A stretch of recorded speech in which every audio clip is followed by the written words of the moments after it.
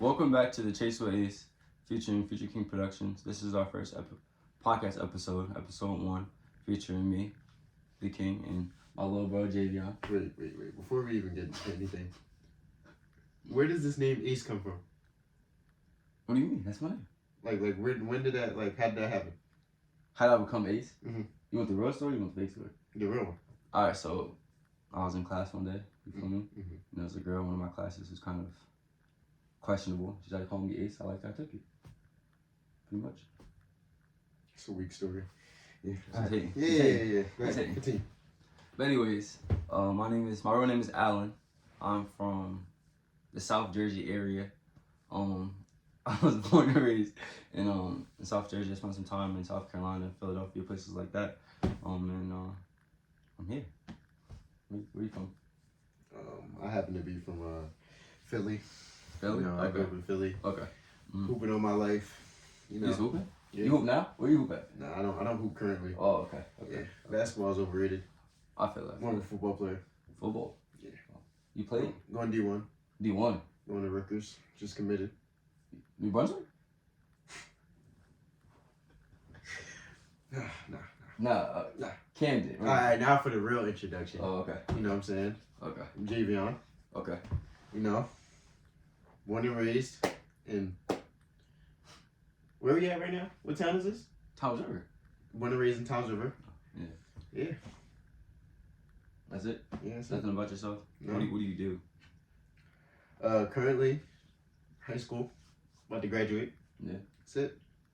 What class? 2023. Okay. So basically, we're just going to be going over certain topics of what it means to be a young Christian black man, to give us our perspective of those topics. So the first topic we have today is it okay to kill people? So I'm going to let my co-host go first on what he feels, whether it's okay to kill people or not, as a young Christian black man. Is it okay to kill people? Yeah. There's ways that it could be justified, in my opinion. Okay. What are those ways? Self-defense. Self-defense. Okay. If it's kill or be killed. So what are we talking here? Like, what type of situation? Or when we put you in one? I can put you in one. Yeah, put me in one. All right, so we're driving back from LA Fitness. You feel me? Mm-hmm. We get pulled over. Okay. All right. Let's say the cop is wilding already. I'm dead. I'm shot. I'm on the ground. You just happen to have a little something on you, and you looking at the cop. He looking at you. The gun in your hand. Gun in his hand. I'm gonna shoot him. You gonna do what? I'm sorry. I don't think I heard you. No hesitation. You're gonna shoot him. Yes. What about God? You gonna pray? You gonna repent afterwards? And if it's my time to go, he gonna shoot me before I kill him. Okay. Okay. Well, me personally, I think it's terrible. I'm not even pro-violence, honestly. I think violence is that's not godly. I would never even put myself in that type of situation. I don't even believe in violence at all. You should probably just let people, turn the cheek like God says. And if it was my time to go, just let it ride. Let God cover me. I know God will protect me in any way possible. Because I'm just gonna sit there and let whatever has to happen. That's my answer to that question. Next question. Sex before marriage. Now I'm gonna go first on this one because you went first on the last one. Mm-hmm. All right, so me personally, sex before marriage is a go. Like, why would we not be having? No, I mean, I would wait because that's what God has for me. And I definitely think that it would help elevate our relationship if we waited. But at the same time, I don't really know because it's like in the Bible, sex is marriage. So they wasn't having a big ceremony and oh my God, now we're married, now we have sex. There were some instances like that, but pretty much you was having sex, that was your wife. So technically you can't really have sex before marriage. We're not being technical. Technically. We're not being technical. That's the problem. I guess I'm gonna wait. We'll see. Yeah. Should definitely wait. Well, how do you feel about that? I don't know, man. You don't know. What do you know? Temptation is crazy. Temptation is crazy. Okay. Yeah, Uh-huh. Yeah, I've been in some situations where, But you know, I'm the- lost. the- the wait. What are you talking about? I've been in some situations where I could have, you know, but I Went the didn't. wrong way. But Yeah, you stayed but the you know, path. You stayed the absolutely, course. absolutely, of course. How many times? What type of situation are we talking? Like, You know, lot. I mean, you want an example? yeah. But like You a know. real, no, I want a story, not an example. I want like a real life story. You want a real life story? Yeah.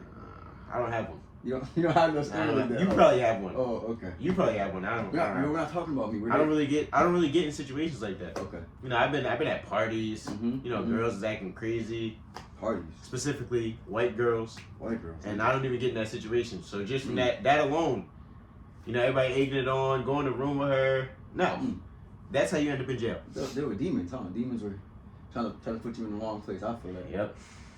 I know a wise man once said that, you know, the devil comes in many forms. Mhm. A wise man once told me that. Mm-hmm. Yeah. Too bad he passed away. But yeah,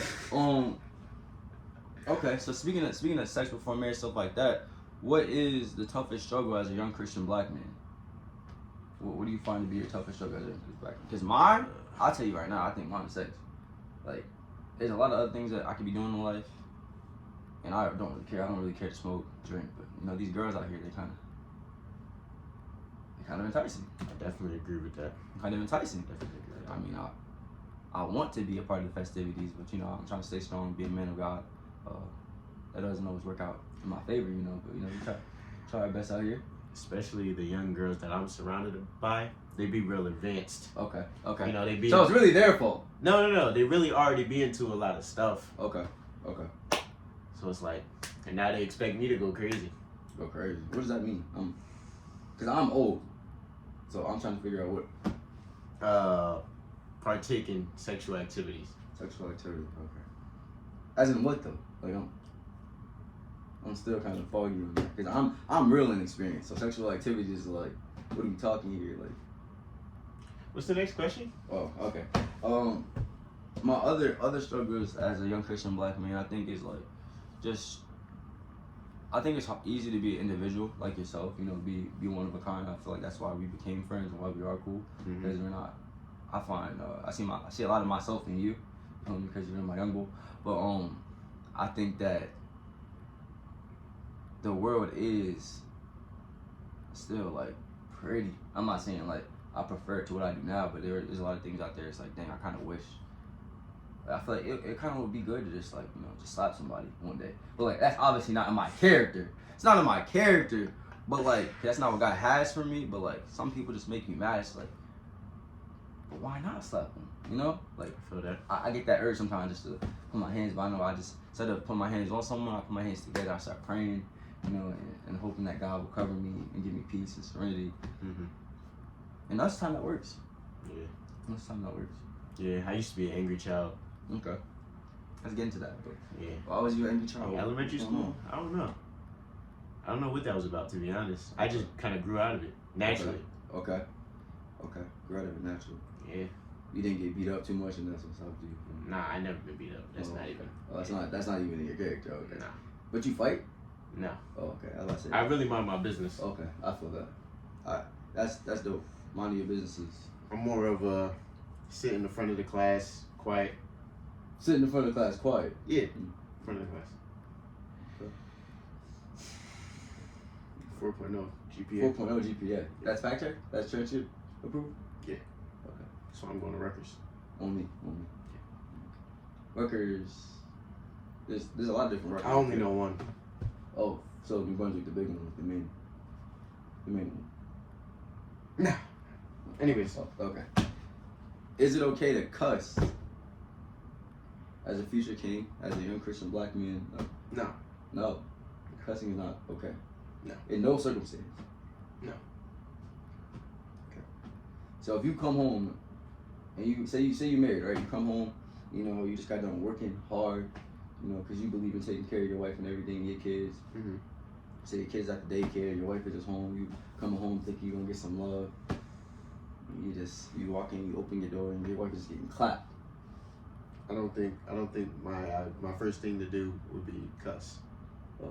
Well, in that situation, what would you Honestly, me being me, close the door, turn around? Go back in the car. Nah, that's the right thing to do. Me being me, where my head will go, I'm probably putting my hands on that man. Put the hands in him. I'm gonna be honest. That's the first thing I'm gonna go to. Okay. Or if I get time to sit down and think, logical. Okay. I would be mad at her because the woman in my life. He didn't really. Because he didn't know. He doesn't owe me loyalty. She does. He could have known though. Now if he did, well, who am I to determine that? Yeah, true. Is it somebody I know? Yeah, like or a random. Like random really someone you really know though.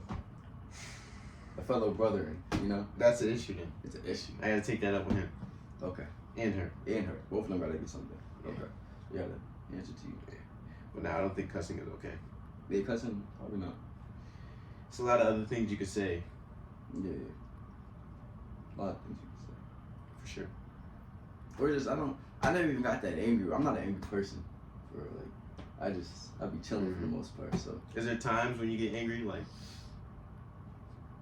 Nah, I really can't recall being angry for real. Like I can see myself getting frustrated a little bit, but never like to the point where like I'm mad. So you're never like aggressive?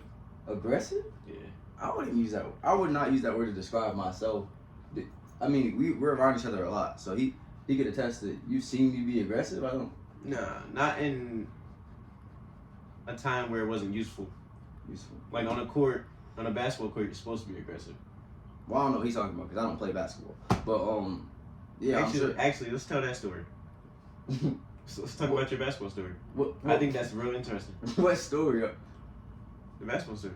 I'm not an athlete. I never claimed to be. Nah, yeah, you're right. Anyways. My basketball. You talking about from when I was little? Yeah. Yeah, like what made you fall in love with the sport of basketball? Okay, well, I think I fell in love with basketball, like playing rec ball like everyone else. I started off playing like little league basketball. You know, I started doing that, and then I started off a little different. Okay, well, we're talking my story right now, so we'll keep your story. I'm saying you said like everybody, so I just. Most people start when they're. I guess. You're different. You're just one of a kind. I feel it.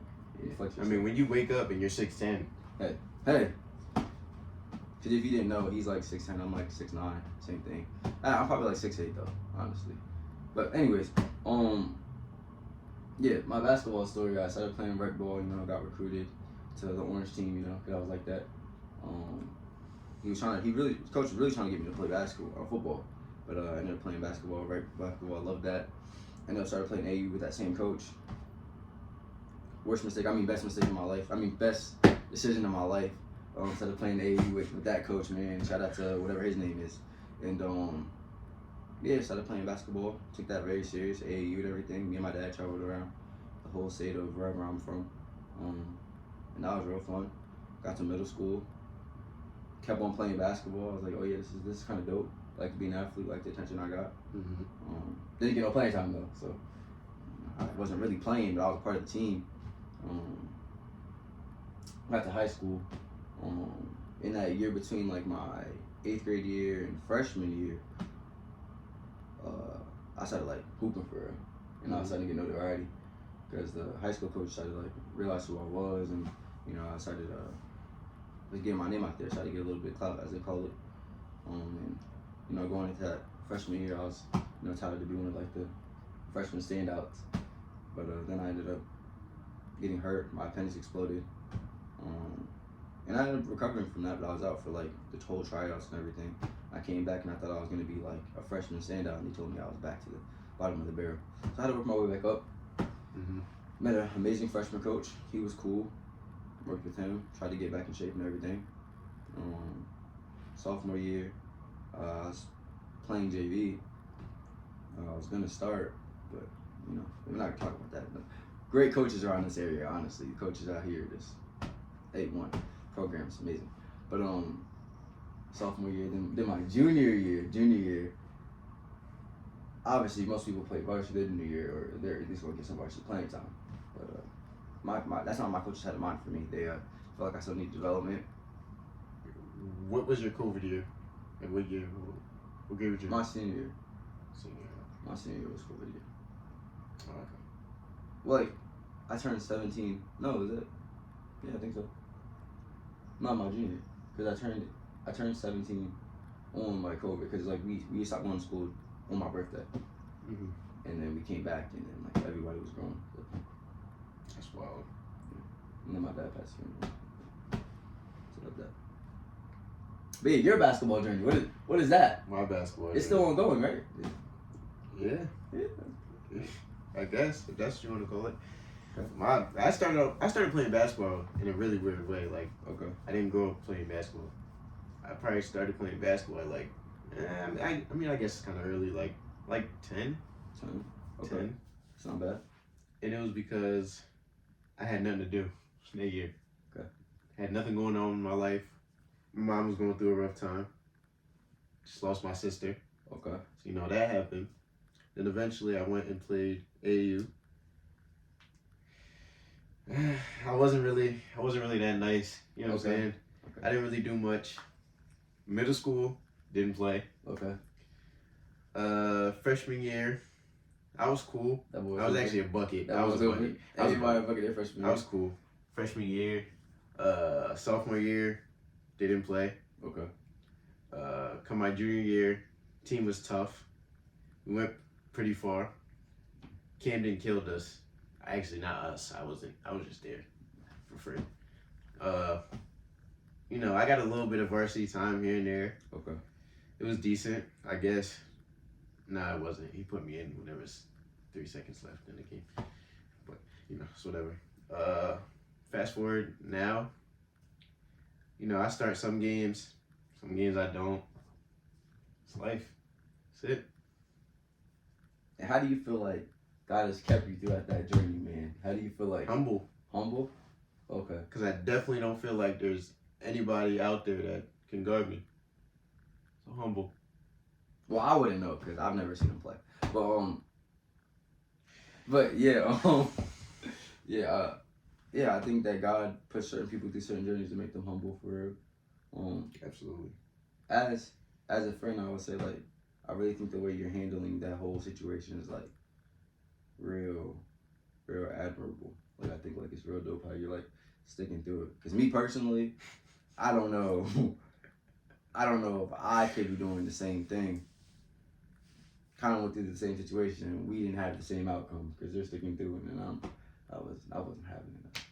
Mm-hmm. But you know, people come to their own paths and I think that I'm real proud of my little bro doing his thing. You feel me, pushing through it and really persevering through all the ups and downs and crazy situations that he might be being put through for real. Yeah. Yeah, do you have any questions for me?